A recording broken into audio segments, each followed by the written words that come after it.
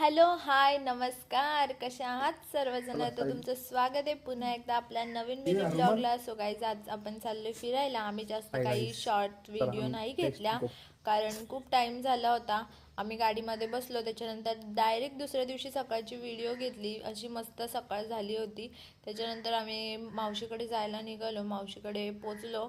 त्याच्यानंतरून हे बघा, अशी आमच्या हातामध्ये बॅग होती, सगळी खाऊची बॅग आहे.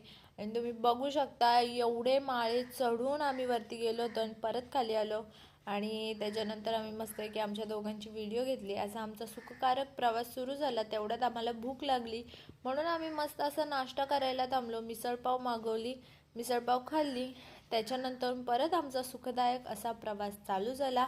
फायनली आम्ही पंढरपूरला पोचलो आणि खूप भारी वाटलं, कारण मी पहिल्यांदा फर्स्ट टाईम पंढरपूरला गेली होती.